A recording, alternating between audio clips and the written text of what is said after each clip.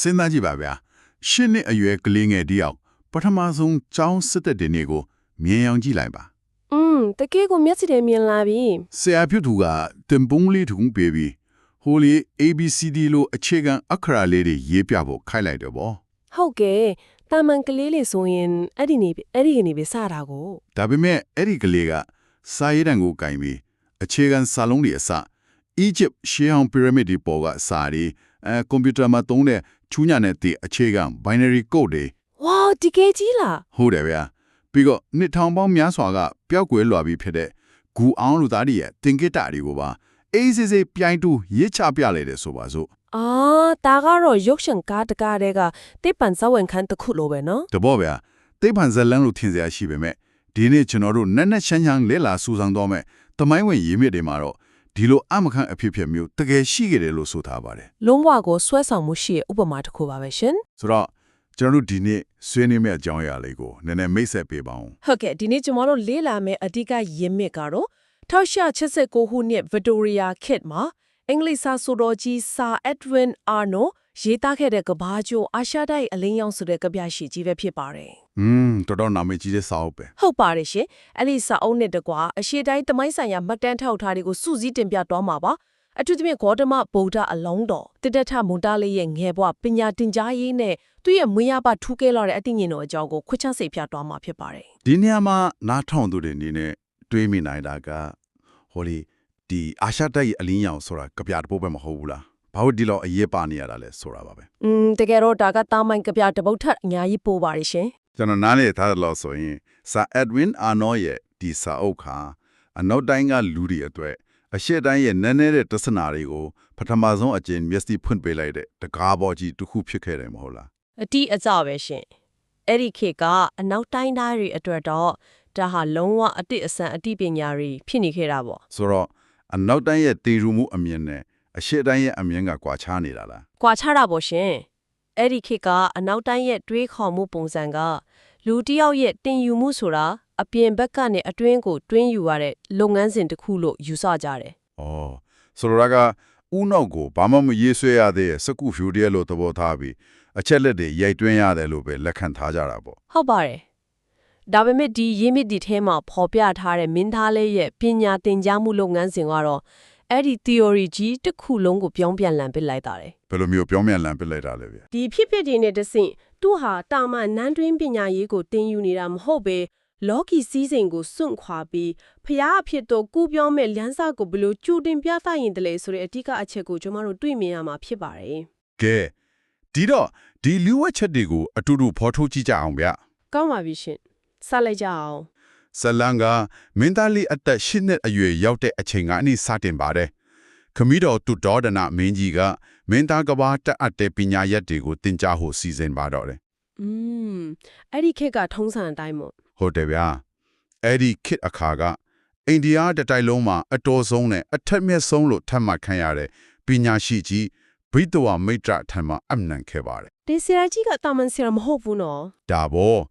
ာဒီနေရာမှာတကက်ကိုအံ့ဩစရာကောင်းတဲ့အဖြစ်အပျက်ကစတင်တာပါပဲ။ဆရာကြီးကစမ်းတက်တဲ့အနေနဲ့စာရေးခိုင်းနေမို့လား လေရဲ့စိတ်နှလုံးကိုအလင်းပေးနိုင်ပါစေလို့ဆုတောင်းတဲ့အထက်တန်းလောပုံနာလေသာကြားခွင့်တင်ခွင့်ရှိရဲ့ရှေးဟောင်းဝေဒအမှန်တမ်းပါ ။အော်ဆရာကြီးကမင်းသားလေးရဲ့အခြေခံစိတ်နေသဘောထားကိုအကယ်ခတ်ချင်တဲ့သဘောနဲ့ဒါကိုရေးခိုင်းလိုက်တာပေါ့ ဟုတ်ပါရဲ့ရှင်ဒါပေမဲ့မင်းသားလေးကအဲ့ဒီမှန်တမ်းကိုရေးချလိုက်တဲ့အခါမှာတာမန်လူသုံးမရတဲ့စာအခရာအမျိုးတဲ့နဲ့ရေးပြခဲ့လားမဟုတ်ဘူးလို့မှတ်တမ်းတွေကဆိုတယ် ဘယ်လိုဒီတောင်ရေးပြလိုက်လို့လဲ ဟိုလေနာဂရီဒက္ခိဏမင်္ဂလာအစရှိတဲ့အခရာတွေတာမကောက်စောစောကပြောခဲ့သလိုဂူအောင်လူသားတွေသုံးခဲ့တဲ့သင်္ကေတတွေပင်လယ်နေလူသားတွေရဲ့စကား ဝါဒါဒီပါလာလား အောက်တယ်ရှင်မွေကိုကိုးကွယ်သူတွေရဲ့အခရာမိကိုကိုးကွယ်သူတွေရဲ့စာတွေစသဖြင့်ဘာသာစကားနဲ့အခရာပေါင်းမြောက်များစွာနဲ့တပြိုင်နက်တည်းရေးချဖြတ်ခဲ့တယ်လို့ယိမိတီမှာအတိအကျဖော်ပြထားပါတယ် ဒီနေရာမှာကျွန်တော်တကယ်သိချင်တာကဒီလောက်များပြားရှုပ်ထွေးလာတဲ့အတိအညာတွေကအသက်၈နှစ်အရွယ်ကလေးတယောက်ရဲ့ဦးနှောက်ထဲကိုဘယ်ကနေရောက်လာတာလဲဆိုတာပါပဲ ဒီကစဉ်းစားစရာပဲနော် ဟုတ်တယ်လေသူကဘဇုစီကတင်ထားတာလေဗျာ အဖြေကတော့ဘသူစီကမှတင်ယူထားခဲ့တာမဟုတ်ဘူးဆိုတာပါပဲရှင် တကယ်ကြီးလားဒါပေမဲ့တာမန်လူသားတွေရဲ့ယူတီပြေတာနဲ့တွေ့ရင်ဒါဟာလုံးဝမဖြစ်နိုင်ဘူးလို့ထင်ရတာလေ မှားပါတယ်ရှင်ဒါပေမဲ့ အာရှတိုင်းဤအလင်းရောင်ကျန်းစာနဲ့အရှိတိုင်းတသနာရီရရှင်းပြရင်ဒါဟာလက်ရှိဘဝမှာသင်ယူထားတဲ့ပညာမဟုတ်ပါဘူး ဒါဆိုဘာဖြစ်မလဲ မင်းသားလေးရဲ့အတိတ်ဘဝပေါင်းများစွာကားတွေကဖြည့်ဆည်းခဲ့တဲ့ပါရမီနဲ့မွေးရပါအထိဉာဏ်ဖြစ်ပါတယ်စိတ်ဝိညာဉ်ဆိုတာအချက်လက်တွေကိုသင်ဆောင်လာနိုင်တဲ့ data သိမ်းဆည်းတဲ့နေရာတစ်ခုလိုပါပဲ ဩသဘောပေါက်ပြီဆိုလိုတာကခန္ဓာကိုယ်သာအသစ်ဖြစ်သွားပေမဲ့အသိဉာဏ်ကအဟောင်းအတန်ပါလာတာပေါ့ ဟုတ်ပါတယ်ရှင်နောက်တစ်ချက်ကဒီညမှာလူသားတွေရဲ့စကားတင်မကပဲတတ္တဝအမျိုးမျိုးရဲ့ဘာသာစကားတွေကိုပါတက်ကျွမ်းနေဆိုတာကမင်းသားလေးဟာနန်းတော်တွေကအထက်တန်းလွာတွေနဲ့သာဆက်သွယ်ဘူးလာတာမဟုတ်ဘူးဆိုတာကိုပြနေရပါ ဆိုတော့ကြကြဝဠာအတွင်းရှိသက်ရှိအလုံးနဲ့ဆက်ဆက်မှုရှိနေတယ်ဆိုတဲ့သင်္ကေတကိုပြသနေတာဖြစ်မှာပေါ့ အတိတ်ကြပဲရှင်ဘာသာစကားဆိုတာတက်ရှိရဲ့အချင်းချင်းဆက်သွယ်တဲ့ကြားခံတဲ့တစ်ခုဖြစ်တဲ့အတွက်သူဟာတတ္တဝအားလုံးရဲ့ဒုက္ခတွေကိုနားလည်နိုင်စွမ်းရှိတယ်ဆိုတာကိုအခရာတွေကနေတဆင့်တက်သေးပြလိုက်တာပါ တကယ်ကိုလင်းနေတဲ့အရေးပဲပါပဲဗျာโอเคသူကလူသားတွေတတ်တော်ရရဲ့ဘာသာစကားမှာဆရာတဆူဖြစ်နေပြီ ဟုတ်ကဲ့ ဒါပေမဲ့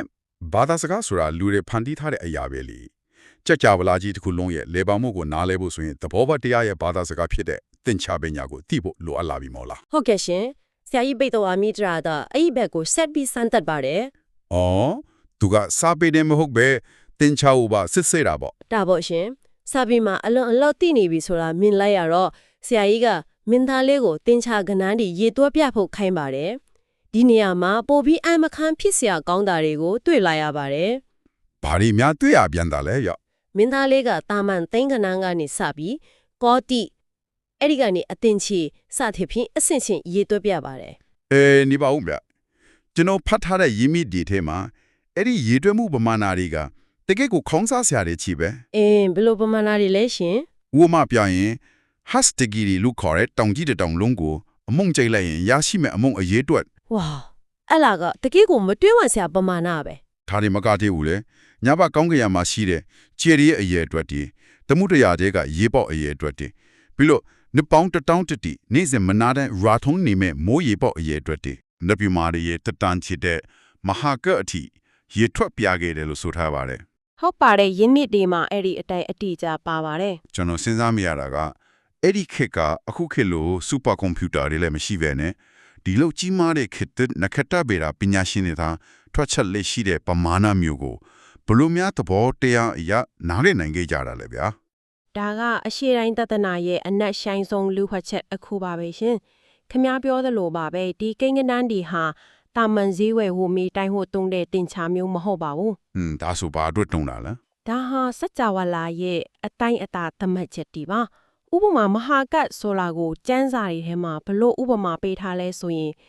အင်မတန်ကြီးမားတဲ့ကြောက်တုံကြီးတစ်တောင်ကိုနှစ်တရာမှာတစ်ခါပိုးသားပူဝါလေးနဲ့လာပြီးပွတ်တိုက်မယ် ဟုတ်ကဲ့ အဲ့ဒီလိုပွတ်တိုက်ပါများလို့အဲ့ဒီကြောက်တောင်ကြီးတက်တောင်လုံးပုံးပဲ့ပြီးကုံဆုံးတွိုင်းမဲ့အချိန်ခါလာဟာမဟာကတ်တက်ကက်ရဲ့အချိန်ပဲလို့ဆိုတာပါ ဝါစက်သေးချစရာပဲ ဟုတ်တယ်ရှင်ဒါဟာခေတ်တိပညာကပြောတဲ့စัจ java လာကြီးစက်တင်ဖြစ်တည်မှုကနေပြတ်တုံးသွားတဲ့အထီကြာမြင့်တဲ့ဘီလီယံပေါင်းများစွာသောနှစ်ကာလတွေနဲ့အတိအကျသွားပြီးတိုက်ဆိုင်နေပါတယ် တကယ်ကိုအံ့တော်ဖို့ကောင်းတယ်ဗျာအချိန်ကာလရဲ့အတိုက်တာတဲ့မကဘူးနော်အလျားအနန်တိုင်းတာတဲ့အတိုင်းတာစစ်နေတယ်မှာလဲမင်းသားလေးကအငယ်ဆုံးကနေအကြီးဆုံးအထိတွက်ပြခဲ့တယ်လို့သိရတယ် ဘလို့မြောက်တွက်ပြခဲ့တာလဲရှင် ဆရာကြီးကမဲတဲ့အခါမင်းသားလေးကအသေးငယ်ဆုံးသောအနုမြူဆဲခုပေါင်းမှတပါရတုခမအဲ့ဒီကနေတဖြည်းဖြည်းကြီးလာပြီးလေတွေကဖုံမှုပြီးတော့ကြွတ်မွေးဖျားမုံညင်စိတ်မူရောစိတ်တွေကနေတဆင့်အချီမြင်းလက်ညှို့စိတ်အစရှိသဖြင့်အဆင့်ဆင့်တွက်ချက်ပြလိုက်တာနောက်ဆုံးယူဇနာဆိုတဲ့အကြီးမားဆုံးအတိုင်းတာတစ်ခုထိအတိအကျတွက်ချက်ပြနိုင်ခဲ့တယ်လို့ရင်းမြစ်တွေကဆိုတယ် ဟုတ်တယ်ရှင်ယူဇနာဆိုတာတော့ကျေဝင်းတဲ့အတိုင်းအတာလို့ ဟုတ်တယ်ယူဇနာတစ်ခုဆိုတာခေတ်တဲ့အတိုင်းတာနဲ့ဆိုတဲ့မိုင်အပြင်9မိုင်10မိုင်လောက်ကျယ်ဝန်းတယ်လို့မထားဘူးတဲ့ မှန်ပါတယ်ရှင်ဒီနေရာမှာပိုပြီးအံ့တော်ထုတ်ကောင်းတာကိုကျွန်မရှင်းပြပါစေ ဟုတ်ကဲ့ပြောပါဦးမြတ် ခုနကပြောတဲ့အနုမျိုးဆိုတာခေတ်တဲ့ယူပါပေးတာအမှာဆိုရင်အတမ်ဒါမှမဟုတ်ခွက်လိုမျိုးမျက်စိနဲ့လုံးဝမြင်လို့မရတဲ့ခွဲစစ်လို့မရတော့တဲ့အသေးငယ်ဆုံးသောအမှုလေးတွေကိုခေါ်တာပါ နေပေါင်းဒီနေ့မှာကျွန်တော်တကယ်ကိုနားမလဲလို့ဝင်မေးပါစေ ရပါတယ်မေးပါရှင် အနုမြူဆိုတာကိုမိုက်ခရိုစကိုပလိုမျိုးအနုကြည့်မမီလူတွေမရှိတဲ့လွန်ခဲ့တဲ့2500ကျော်ကလူတွေကဘယ်လိုလုပ်သိနိုင်မှာလဲဗျအဲ့ဒီခေတ်က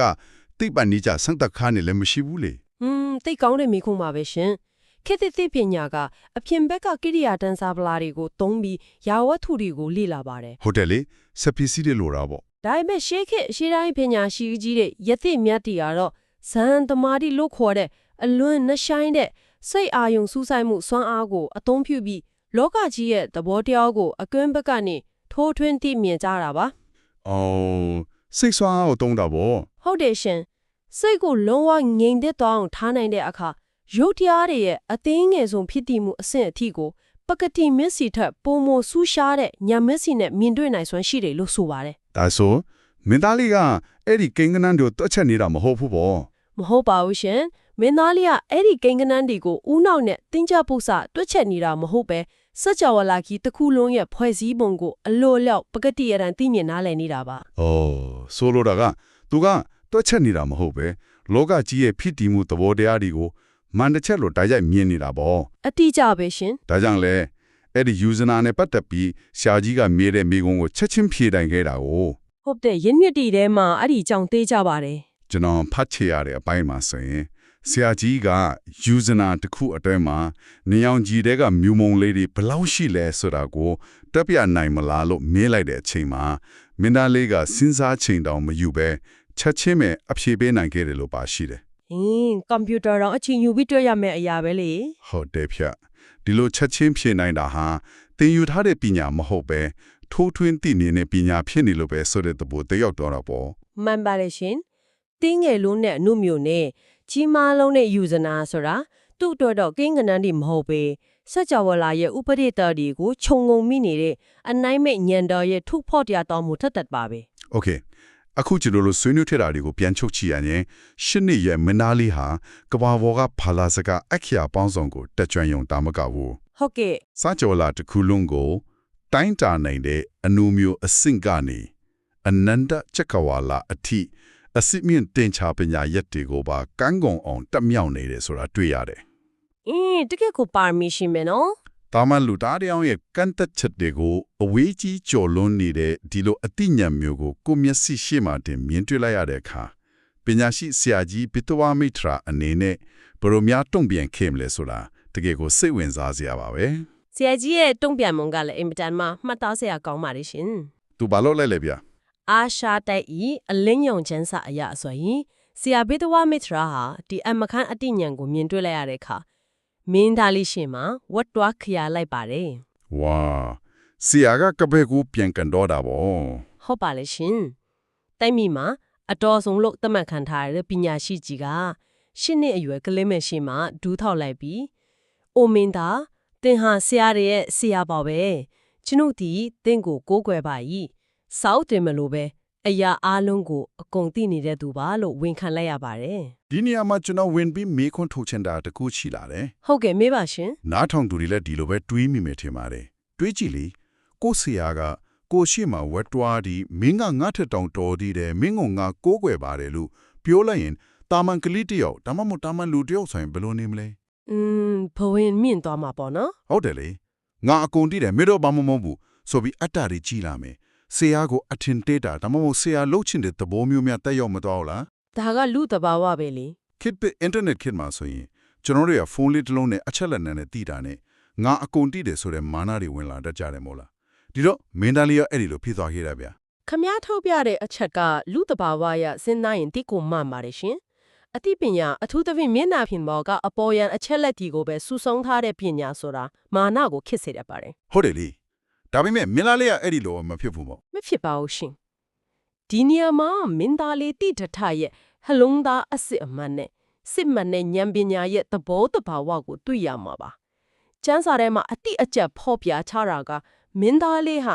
အဲ့ဒီလောက်အရာရာကိုအကုန်သိမြင်နေပေမဲ့လေဆရာသမားတွေပေါ်မှာအလွန်ကိုယိုသေးကိုင်းဆိုင်ပြီးနူးညံ့သိမ်မွေ့စွာဆက်ဆံခဲ့တယ်လို့ဆိုပါတယ် ။အော်ဆိုတော့သူကဘယ်တော့မှငါထိတယ်ဆိုပြီးဝင်ပြီးဆရာလို့ဖို့မကြိုးစားခဲ့ဘူးပေါ့ လုံးဝမကြိုးစားခဲ့ပါဘူးရှင်သူဟာမေးတယ်မင်းကုန်းကိုသာတီတီမြင်မြင်နဲ့ဖြေချခဲ့တာပါ ။တကယ်ကိုစံပြပါပဲလား ဟုတ်တယ်ရှင်စကားပြောဆိုရမှာလဲအလွန်ယဉ်ကျေးတယ်အမူအရာကလည်းနှိမ့်ချမှုရှိတယ်ဒါကဘာကိုပြသနေလဲဆိုတာတကယ်ကိုအတိုင်းအဆမရှိကြီးမားကြေပြန့်နေစစ်မှန်တဲ့ဉာဏ်ပညာဆိုတာ မာနထောင်ရခြင်းကိုလုံးဝမဖြစ်စေဘူးဆိုတာပါပဲ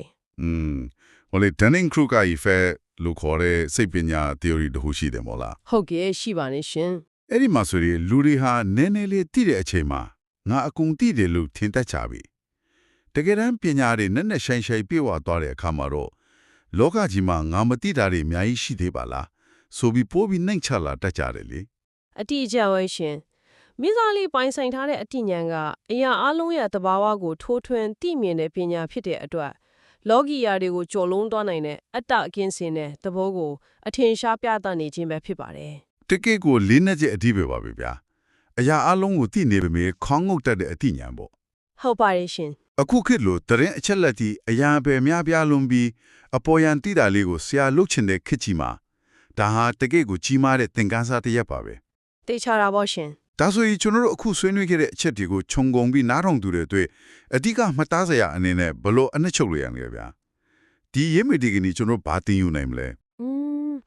အဓိကမှတ်သားရမယ့်ချက်ကတော့စစ်မှန်တဲ့တင်ယူခြင်းဆိုတာပြင်ပကနေအချက်လက်တွေကိုဥနောက်ထဲအတင်းအဓမ္မတွတ်တွင်းချက်မှတ်ခြင်းတက်တက်မဟုတ်ဘူးဆိုတာပါပဲရှင်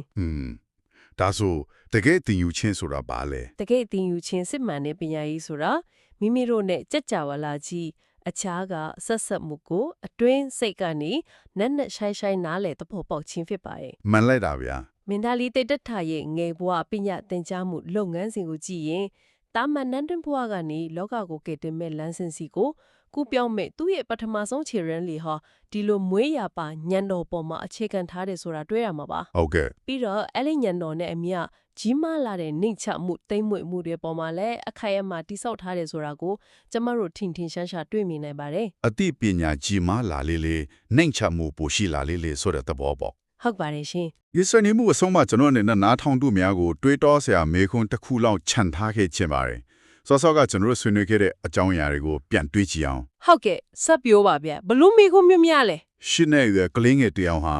စကြဝဠာရဲ့အနက်နဲဆုံးတင်ချာတွေပမာဏတွေနဲ့ရှေးဟောင်းဘာသာစကားတွေကိုအဖင်ကသင်ယူစရာမလိုပဲမွေးရပါအလိုလျောင်းသိရှိနေခဲ့တဲ့ဆိုပါစို့ ဆိုပါစို့ ဒါဆိုရင်ကျွန်တော်တို့တာမန်လူသားတွေရဲ့စိတ်အောက်ခြေမတိစိတ်ထဲမှာတော့ဘလိုမျိုးအဖို့တန်တဲ့ရှေးဟောင်းအတိပညာတွေစကြဝဠာရဲ့လှုပ်ဝက်ချက်တွေကြောင်းနေနိုင်မလဲဗျာ ဝါအင်မတန်စိတ်ဝင်စားစရာကောင်းနေစဉ်းစားကြရပါပြီရှင် ဟုတ်တယ်လေကျွန်တော်တို့မှလည်းအဲ့ဒီလိုအသိဉာဏ်တွေရှိနေနိုင်တာပဲ တကယ်လို့များကျမတို့သာပြင်ပကစူညံတန်တွေအချက်လက်အမိုက်တွေတွေကိုခဏလောက်ဖယ်ရှားပြီးမန်ကန်နဲ့တိတ်ဆိတ်ငြိမ်တတ်မှုဒါမှမဟုတ်ရှိခိပညာရှိကြီးတွေလိုအလွန်နဲ့ဆိုင်တဲ့အာယုံစိုက်မှုတစ်ခုခုကိုရှာဖွေတွေ့ရှိခဲ့မယ်ဆိုရင် အဲ့ဒီဖုံးကွယ်နေတဲ့အိမ်မော့ကြနေအသိဉာဏ်တွေကျွန်တော်တို့ရဲ့ကိုယ်ပိုင်အနုမြူလေးတွေကျွန်တော်တို့စီမှာလည်းပြန်လဲနိုးထလာနိုင်မလား တကယ်ကိုတွေးစရာပါပဲရှင် ကျွန်တော်တို့ရဲ့ဦးနော်ဆိုလာကတော့တကယ်ပဲဘာမှမရေးရသေးတဲ့စကူဖြူတရွတ်ပဲလားဒါမှမဟုတ်ဖတ်တဲ့ဖို့ပဲလိုနေတဲ့စကြဝဠာရဲ့မှတ်တမ်းစာအုပ်ကြီးတအုပ်လားဆိုတာနားထောင်သူများအနေနဲ့ဆက်လက်တွေးတောကြည့်ဖို့တိုက်တွန်းခြင်းပါတယ် ဟုတ်ကဲ့ပါရှင် ကဲဒီရင်းမြစ်တွေကိုနစ်နဲ့ရွှိုင်းရွှိုင်းလစ်လာစူးစမ်းတဲ့အစီအစဉ်ကိုဒီနေရာမှာပဲရနာခွင့်ပြုပါအားလုံးပဲအသွေးသစ်အမြင်သစ်များနဲ့ပြည့်စုံနိုင်ကြပါစေ အားလုံးပဲကျေးဇူးတင်ပါတယ်ရှင်